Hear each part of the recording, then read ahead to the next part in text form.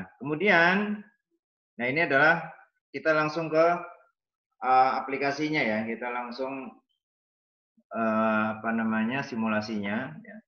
Contoh, suatu perusahaan dalam proses produksinya menggunakan 10 item bahan baku, di mana kebutuhan persediaan selama 1 tahun. Nah, jadi kalau kita mau menggunakan apa namanya metode ini, ya, pastikan data yang kita punya adalah data persediaan 1 tahun dan kebutuhan 1 tahunnya. Ya.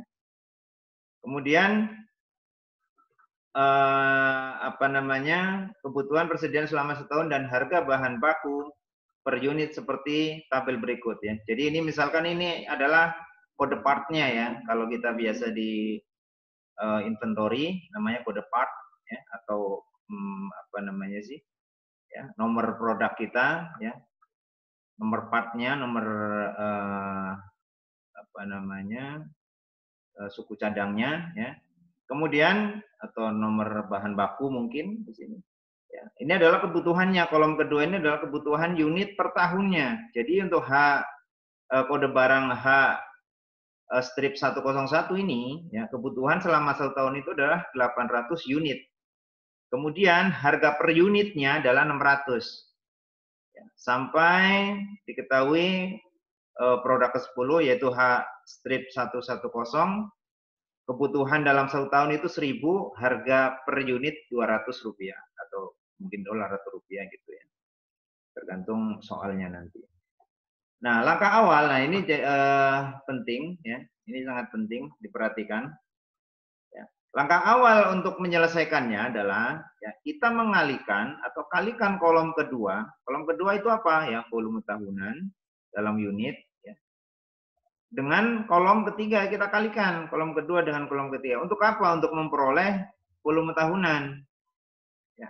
Untuk memperoleh volume tahunan. Ya. Jadi kolom kolom kedua dan ketiga kita kalikan. Contoh H101 ya 800 dikali 600 ya. 800 itu adalah kebutuhan unit per tahunnya. Kemudian ini adalah harga unit per unitnya ya. Harga per unitnya. Nah, kemudian setelah itu setelah kita kalikan, nah ini penting ya. Jadi kita urutkan ya dari nilai volume tahunan tertinggi ke yang paling rendah. Ya, jangan sampai salah langkah di sini. Karena kalau Anda salah nanti bingung penyelesaiannya. Ya, Pak. Mantap. Ya. Jadi setelah kita kalikan, kita urutkan di kolom 4 ini dari mulai yang terbesar ke yang terkecil. Ya. Kemudian kita bisa perhatikan bahwa tadi ya H101 tadinya paling atas, sekarang posisi di bawah. Kenapa? Karena kita short by volume tahunan. Ya, jadi kita urutkan di kolom 4. Saya ulang berkali-kali ini karena ini penting. Ya, karena ini biasanya salah di sininya mahasiswa. Kemudian setelah itu, setelah kita lakukan pengurutan data, ya, urutkan data volume tahunan dari yang terbesar terkecil ini, kita kumulatifkan. Ya. Caranya bagaimana kumulatif? Ya, teman-teman tentu paham. Ya, 9516 dalam Rp1.000 karena ini pengaliannya tadi. Kita kumulatifkan, kita geser ke kanan ke kolom 5, ya, nilai kumulatif. Setelah itu kita jumlahkan 9516 kita jumlahkan dengan 4500 ya untuk menghasilkan 14016.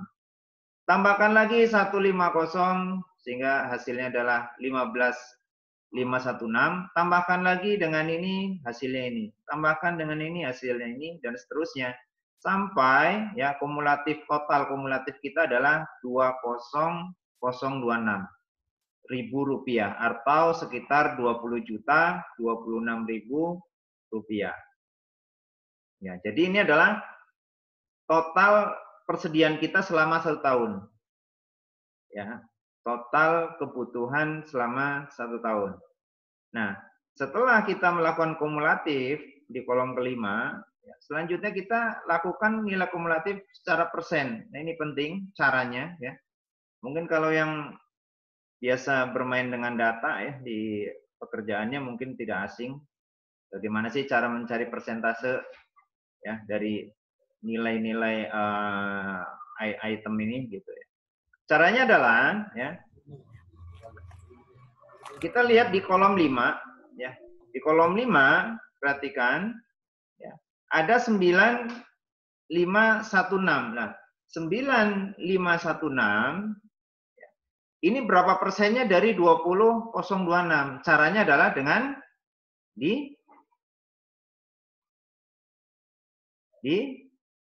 dibagi dan kalikan dengan 100%. Ya. Dibagi dan kalikan dengan 100%. Contoh 9516 ya. Dibagi 20026 itu kan menghasilkan 0, pasti. Kenapa? Karena ya, nilai pembilang lebih kecil dibanding nilai penyebut. Nah, setelah itu kalikan dengan 100%. Ya, atau kita mundur koma sebanyak 2 kali. Sehingga menghasilkan 47,5 ya 9516 dibagi 20026, kemudian 14016 dikalikan dengan 20026, 15 dibagi 20 dan seterusnya ya sampai menghasilkan ini. Untuk mempermudah supaya tidak salah ya, maka tuliskan lengkap saja ya. Kalian juga boleh menggunakan kalkulator dan sebagainya ya. Lebih mudah. Nah, setelah kita dapatkan nilai kumulatif ini secara persen ya, baru kita bagi kelas berdasarkan teori yang ada bahwa kelas A itu ya secara item mungkin tidak banyak, tetapi secara volume tahunan ya, secara rupiah ya, secara modal, secara dolar dan sebagainya tergantung soalnya, itu 70 sampai 80%. Maka kita bisa berhenti di 70 ataupun 80% untuk kita mengkelaskan produk-produk tersebut atau item-item tersebut di kelas A. Ya.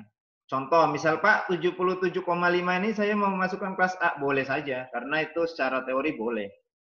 Ya, secara teori itu adalah 70 sampai 80% dari volume tahunan persediaan kita.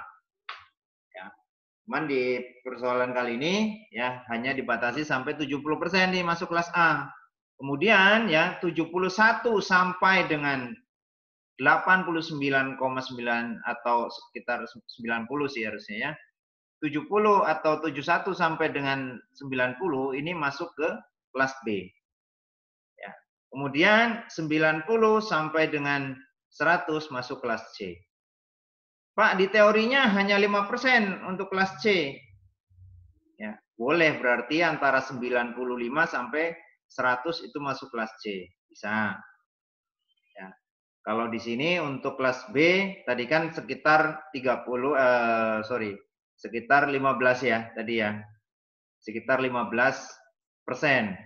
Ya bisa saja. Berarti kalau hitung 15 maka bisa dari 80 ke 95. Ya. Bisa juga dari kalau ngitung kita sampai 75 misalkan, ya berarti sampai 90 misal. Enggak ada masalah ya. Jadi yang terpenting adalah kita melihat kelas A dan kelas B.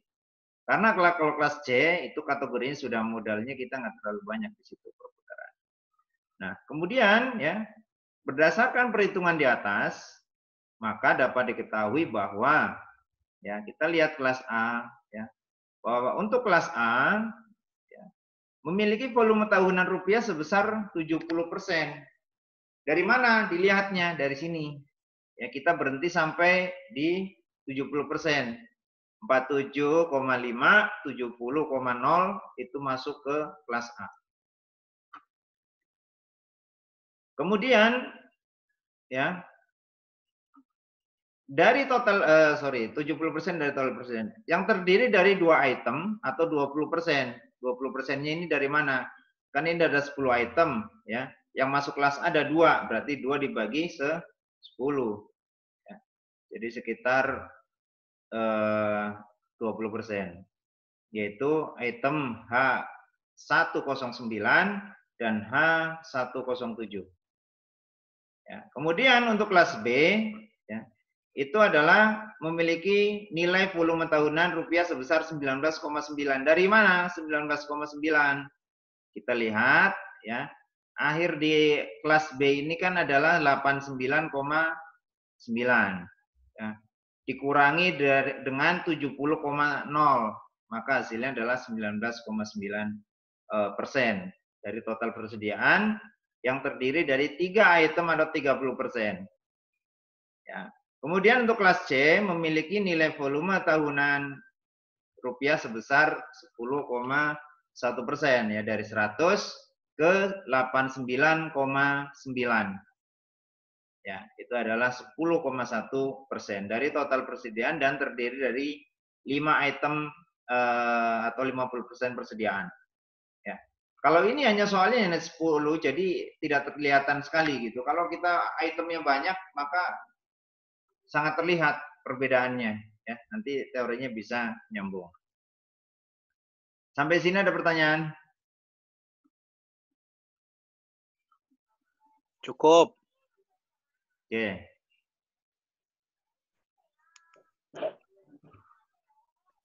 Ada yang bertanyakan sampai sini?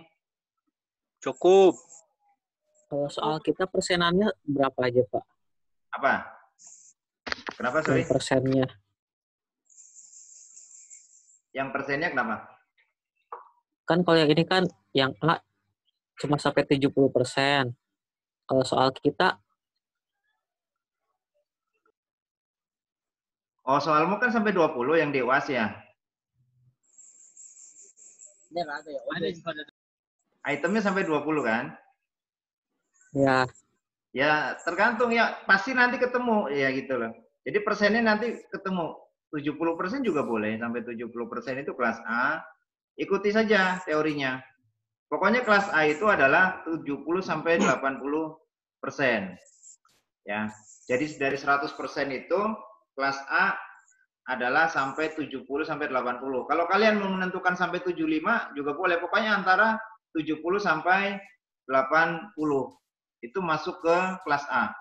Nah, kelas B berarti antara, ya, kalau kalian mau menentukan sampai 80 berarti 81 sampai dengan 95 misal, atau sampai dengan 90. Sisanya kelas C dari 91 sampai 100 atau dari 96 sampai dengan 100. Seperti itu. Yang penting adalah pertama kita kalikan antara kebutuhan atau kuantiti dengan harga per unitnya untuk menghasilkan nilai volume tahunan secara rupiahnya. Nah, kemudian setelah itu kita short, kita urutkan, ya. Kita urutkan, baru kita hitung kumulatif secara rupiah dan secara persen. Baru nanti ketahuan mana A, mana B, mana C.